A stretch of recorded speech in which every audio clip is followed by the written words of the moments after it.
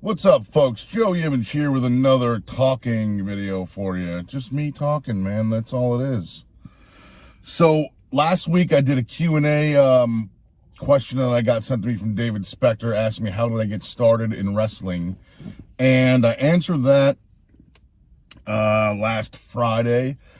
And then because of that video, I got another another question from that in my YouTube messages or YouTube comments, asking me how or why did I stop wrestling.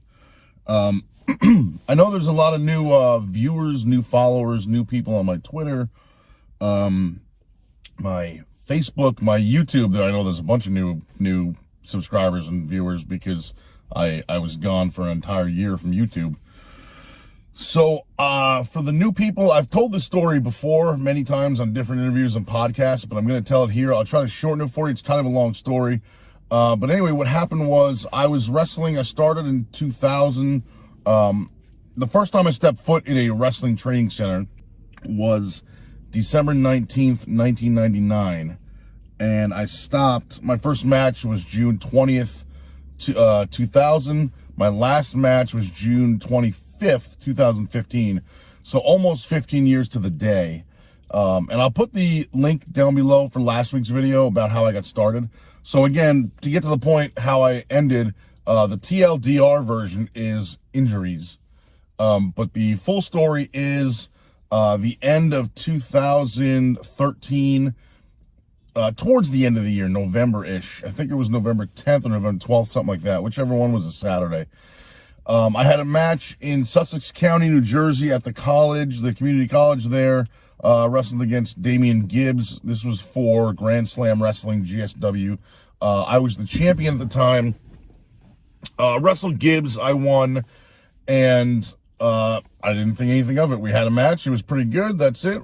I won. It was over and whatever. That was a Saturday again. The following morning, Sunday, I woke up and I couldn't move my head to the left or the right. And I instantly, I mean, obviously, you know something's wrong, right? The rest of me was fine. I just couldn't move my head. So I would like push myself up out of bed, but I couldn't really turn. Like I had to turn this way, like turn my whole body instead of just oh, Jesus. Sorry. Instead of just turning my neck. More on that later. So I called the promoters of the company. There was 3 or 4 guys running it at the time. I called and said, hey, can you guys, somebody review the tape from last night? Or the tape. Sorry, I'm an old man. I'm going to be 43 in a couple of months. Everything is tapes to me. So I say, can you guys review the tape or the footage from last night's show and let me know if anything looks weird to you in my match or anything looked like it went wrong or whatever, because I can't move my neck from the left or right. And it's really hurting, and I don't know what's going on. But last night, it was fine. Even after the match, I went out to get some food before I went home, and it felt okay. I mean, it wasn't, I was a little bit sore because I just had, whatever it was, a 12-minute match or whatever, but it wasn't like this. So everyone looked at it and said, we don't see anything strange. It looked fine. The only neck-related move was Gibbs gave me that, if people remember that Mr. Perfect, like, flipping neck breaker deal, where the opponent is sitting down on his ass, with the legs out, and his body is, his top half is up, and Mr. Perfect would come from behind, grab your neck, and kind of jerk your neck down, and then you would bounce back, and he would continue forward. That's the only neck move that we really did. I mean, obviously, I take a fall, I'm landing on my neck or whatever, but nothing too severe, nothing crazy. I never did anything nuts or whatever, so I couldn't figure out what was wrong. That was, again, November 12th, was that match.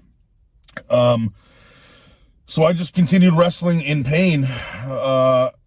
The show I had on December 8th, I believe it was my debut for NWA.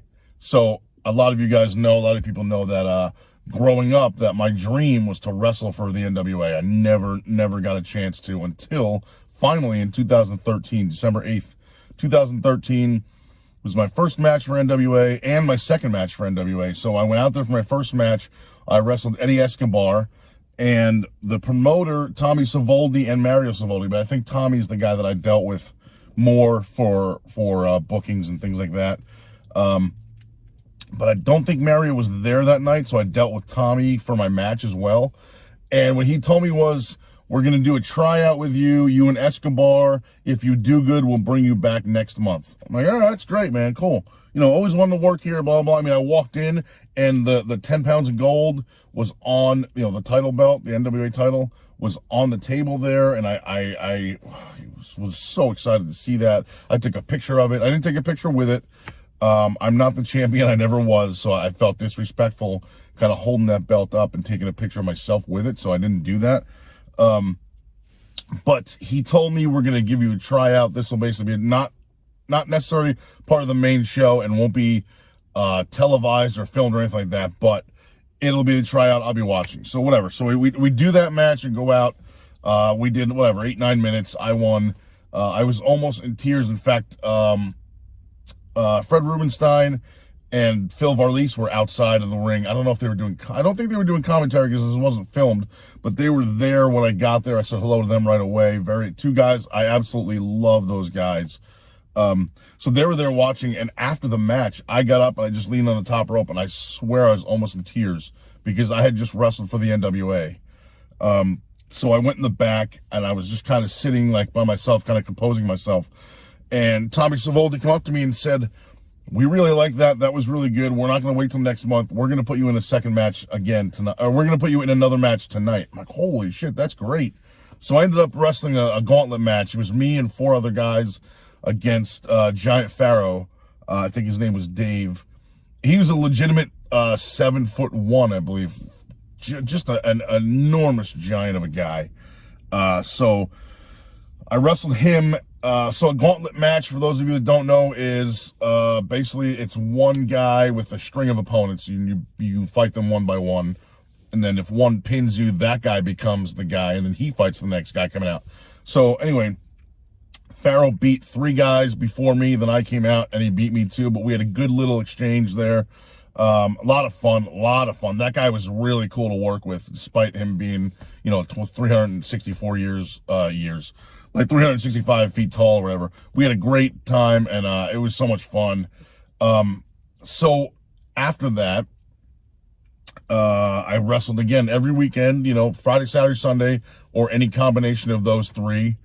And my neck was killing me, but I mean, what was I going to do? I was already committed to these bookings. So a couple of the ones at Grand Slam, I would kind of sit back and just do commentary, even though I was the champion. So I would defend in like a very short match, but I did a lot of commentary, a lot of backstage stuff. My second match my second event for NWA, would then be my third match, was January 12th, I believe, 2014. That was, actually, the Pharaoh match was on TV. That was on TV also. I have them somewhere. Maybe they're on YouTube. I don't remember.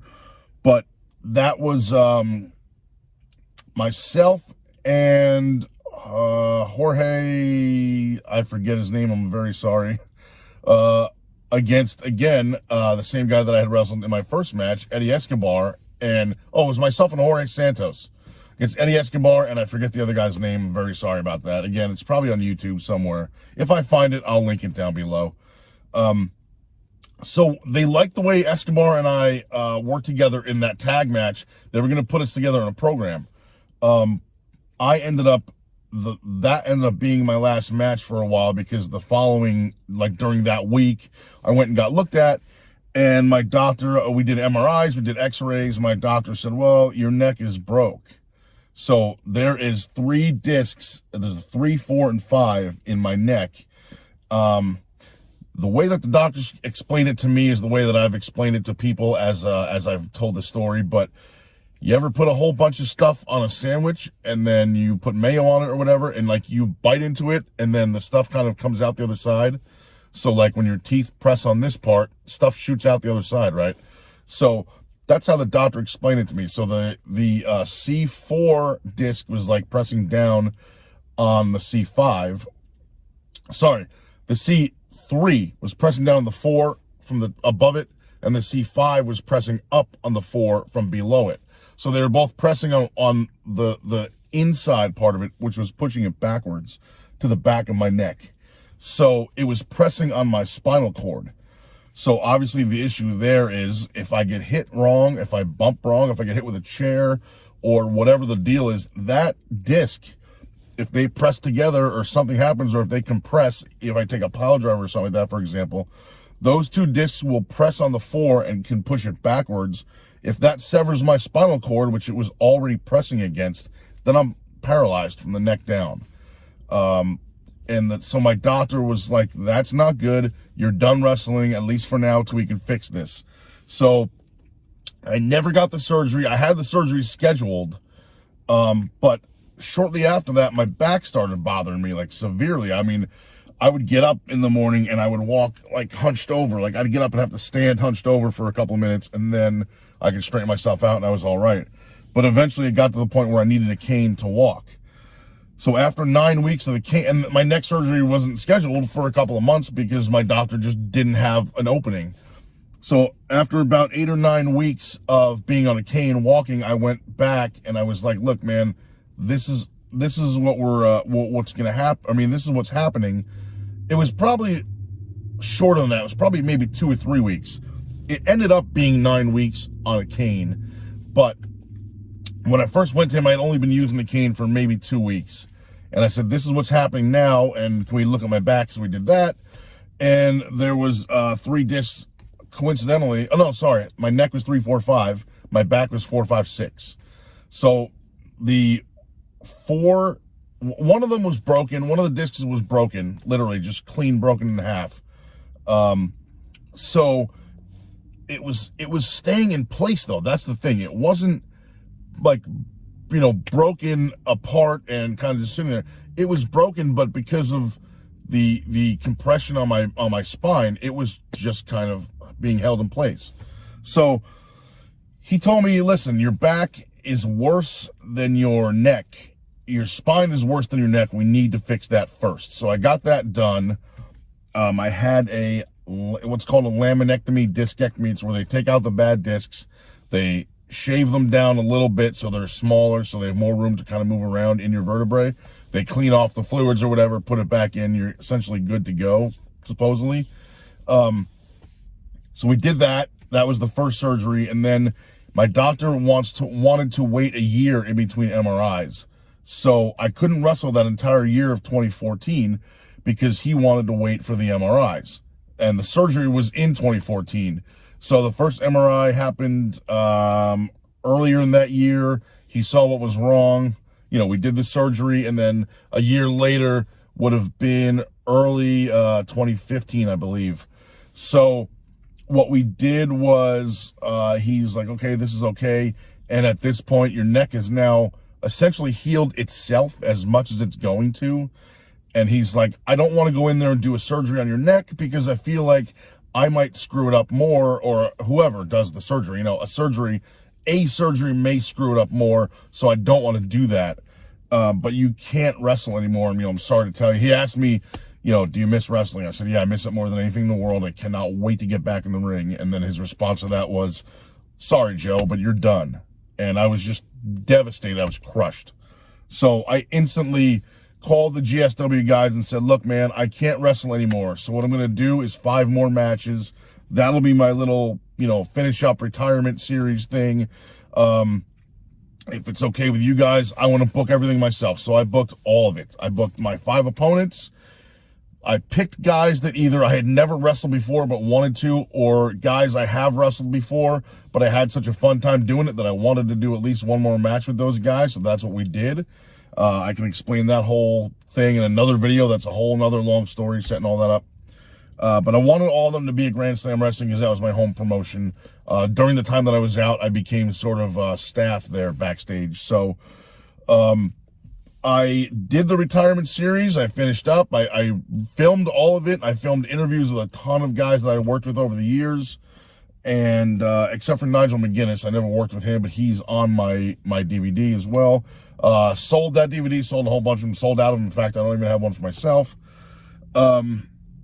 So after he told me I had to stop, I said, okay, no problem, I will stop. I obviously didn't tell my doctor I did 5 more matches, but I stopped after that. It was June 25th, 2015. And I've talked to my doctor about this before, and I've said, look, if I do the neck surgery, can I wrestle again? And he said, still no, because if I had just one of those injuries, either my back or my spine, like one isolated thing, we may be able to fix it with surgery, and then I can wrestle again. I may need to be a little bit lighter on myself and drop some weight and kind of not go nuts, but I'd still be able to wrestle. But the fact that I have both of those injuries together and that we never did the neck surgery, it's just that I am too close and too high of a risk for paralysis if something should go wrong. Because again, this stuff back here is no longer pressing on my spinal cord. I can walk now, I'm fine.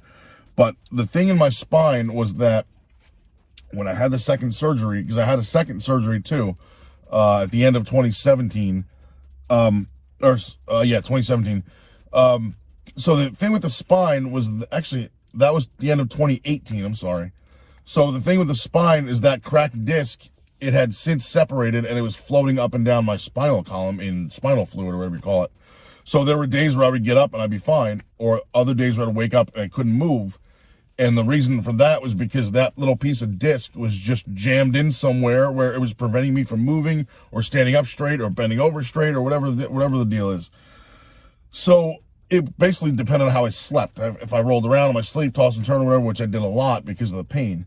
So basically I had to stop because, again, too high of a risk of paralysis with the combination of two injuries. I mean, I also have a bad labrum in my left hip. I have a bad left knee. I've had 2 knee surgeries. I never got the labrum surgery, although it was recommended. I never got that. I got 1 cortisone shot that would basically deaden the nerve so I wouldn't feel the pain anymore, but I never actually got it repaired. And that I still feel every once in a while.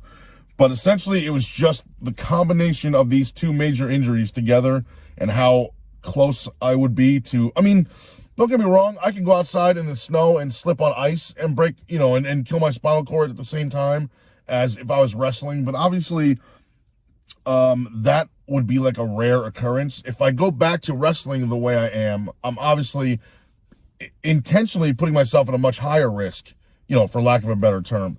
So that's why I can't wrestle anymore. It's just, I physically just can't do it because of that. And it kills me every day.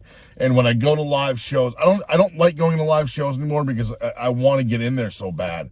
And you can say whatever you want about how good I was or how shitty I was or, how not good I was or not a good promo or I'm a good promo, whatever the hell you want to say. But that doesn't mean anything to me because you can't deny my passion. My passion and love for the sport of pro wrestling. And yes, it is a sport. We are athletes. I know some people, even people in it, think it's not a sport. Well, I don't know what you're in it for. You're an athlete. It's a sport. But I love it so much. I still have a lot of passion for the business. Since I've become, since I've gotten out of the in-ring competition role, I am now backstage doing stuff. So I'm appreciative of Grand Slam Wrestling. I'm appreciative of Backbreakers. Excite Wrestling had me up a couple times, who I also used to wrestle for. So I'm appreciative for the promotions that still bring me in to let me do backstage stuff, even though, because I can't do anything in the ring. And what I did was when I went out, I honored all my bookings. So even though I was no longer wrestling, I still had bookings that I was committed to, and I would go back there and I would do whatever they wanted backstage. I couldn't wrestle. I did a couple of promos.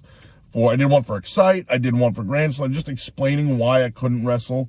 So even though I was there and booked, I couldn't do my match. I explained why. So those people gave me respect because I still showed up and, did what I was told.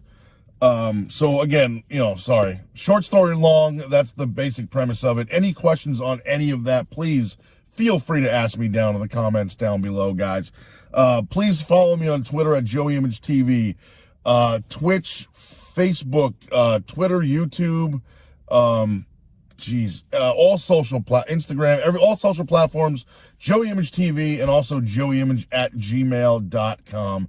I hope this answered the question, and thank you guys for watching.